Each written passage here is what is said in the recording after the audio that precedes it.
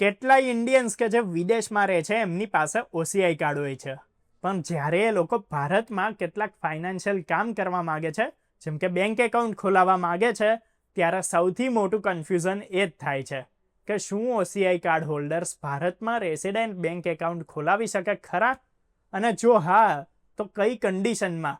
આજે આપણે બધી બાબતો પર વાત કરીશું. આજે વિડીયોમાં વાત કરીશું કે શું ઓસીઆઈ ભારતમાં રેસિડેન્ટ બેંક એકાઉન્ટ ખોલી શકે છે, કઈ કન્ડિશનમાં એકાઉન્ટને રેસિડેન્ટમાં કન્વર્ટ કરવું પડે છે, એનઆરઈ એનઆરઓ એફસીએનઆર એકાઉન્ટ્સ પર કેવા રૂલ્સ હોય છે, જો કોઈ ઇન્ડિયા પરમેનન્ટલી રહેવા માગે છે તો શું ફેરફાર થશે, અને એટલા જ એક ઓસીઆઈએ કઈ બાબતોનું ધ્યાન રાખવું જોઈએ.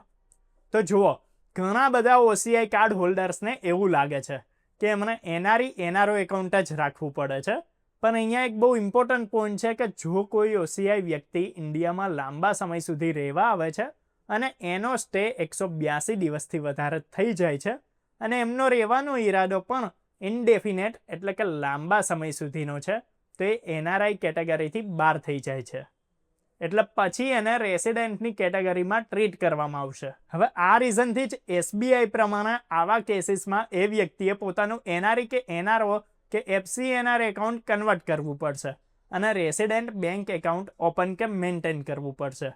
એટલે હવે થયું શું, જો તમે ઓસીઆઈ છો પણ ભારતમાં પરમેનન્ટલી કે લાંબા સમય સુધી રહેવા માંગો છો તો તમારા બેંક એકાઉન્ટનું સ્ટેટસ બદલાઈ જશે.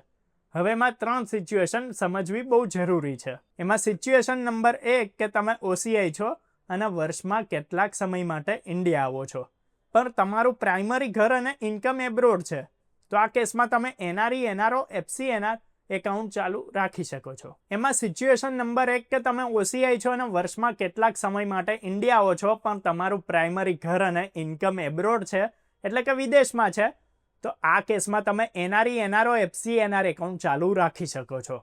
હવે વાત કરીએ સિચ્યુએશન નંબર 2ની, તો તમે ઇન્ડિયામાં 182 ડેઝથી વધારે સ્ટે કરો છો પણ તમારો ઈરાદો અહીંયા પરમેનન્ટલી રહેવાનો નથી, ત્યારે પણ સિચ્યુએશન ક્લેરિટી માટે બેંક આવે છે અને તમને ડિક્લેરેશન પૂછી કે માગી શકે છે.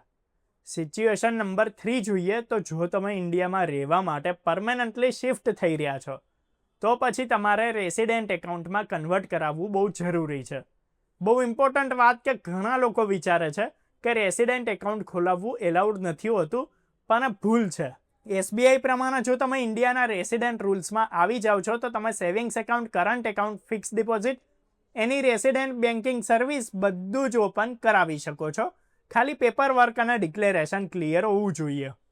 હવે વાત કરીએ ઓસીઆઈ કાર્ડ એપ્લાય કરવાની. તો ઓસીઆઈ કાર્ડ માટે એપ્લિકેશન પૂરેપૂરી ઓનલાઈન સિસ્ટમ થ્રુ થાય છે. સામાન્ય રીતે એપ્લિકેશન એક્સેપ્ટ થવા પર ઓસીઆઈ બુકલેટ ઇસ્યુ થવામાં લગભગ 30 દિવસ લાગી જાય છે. જો કોઈ વ્યક્તિએ ઓસીઆઈ સ્ટેટસ છોડવું છે એટલે કે રિનાઉન્સ કરવું છે તો એ ઇન્ડિયન એમ્બેસી કે એફઆરઓ ઓફિસમાં પ્રિસ્ક્રાઇબ ફોર્મ ભરીને એવું કરી શકે છે. એની પછી એકનોલેજમેન્ટ મળી જાય છે. હવે સૌથી ઇમ્પોર્ટન્ટ પાર્ટ છે ઓસીઆઈ કાર્ડ હોલ્ડર્સે કઈ વાતમાં સાવધાની રાખવાની હોય છે. તો જો તમે ઇન્ડિયા પરમેનન્ટલી શિફ્ટ કરી રહ્યા છો તો એકાઉન્ટ કન્વર્ઝન મેન્ડેટરી છે, જે તમને પહેલાં જ એક્સપ્લેન કરી દીધું. બેંકમાં ક્યારેય પણ ખોટું કે ઇનકમ્પ્લીટ ડિક્લેરેશન ના આપવું. ઇન્કમ ટેક્સ રેસિડેન્સી રૂલ્સ અને બેંક રેસિડેન્સી રૂલ્સ અલગ અલગ હોઈ શકે છે, એટલે બંનેની ક્લેરિટી બનાવેલી રાખો. પ્રયત્ન કરો કે જે બેંકમાં એકાઉન્ટ મેન્ટેન કરવાનું છે ત્યાં ડોક્યુમેન્ટેશન પહેલેથી જ તૈયાર રાખ્યા હોય. જો તમે ઇન્ડિયામાં લાંબા સમય માટે રહેવાનો પ્લાન બનાવી રહ્યા છો તો ફાઇનાન્શિયલ ડોક્યુમેન્ટ્સને સાચા ફોર્મેટમાં ઓર્ગેનાઇઝડ રાખો. ઘણા બધા ઇન્ડિયન્સ કે જે યુએસ, કેનેડા, યુકે કે મિડલ ઇસ્ટમાં રહે છે, રિટાયરમેન્ટ એન્ડ ફેમિલી રીઝન્સથી ઇન્ડિયા રિટર્ન આવવાનું વિચારે છે, એવામાં બેન્કિંગ રૂલ્સ પહેલેથી જ સમજી લેવા. ફ્યુચર હેઝલને એ ઓછી કરે છે, ખાસ કરીને એ લોકો માટે કે જે પેરેન્ટ્સ કે પછી પ્રોપર્ટી મેનેજમેન્ટના કારણે ઇન્ડિયામાં ટ્રાન્ઝેક્શન કરતા રહેતા હોય. તો આ વિડીયો તમારા માટે હેલ્પફુલ રહ્યો હશે. તમને સમજાઈ ગયું હશે કે ઓસીઆઈ કાર્ડ હોલ્ડર્સના ઇન્ડિયામાં બેંક એકાઉન્ટ ખોલાવવાના શું નિયમો છે, શું રેગ્યુલેશન્સ છે અને કઈ બાબતોનું ધ્યાન રાખવું જરૂરી હોય છે. તો જો આ વિડીયો તમને સારો લાગ્યો હોય તો આ વિડીયોને જરૂરથી લાઇક કરો, શેર કરો. આવી જ અપડેટ્સ માટે, વિડીયોઝ માટે જોતા રહો, ફોલો કરો, સબસ્ક્રાઇબ કરો અર્બન ગુજરાતી.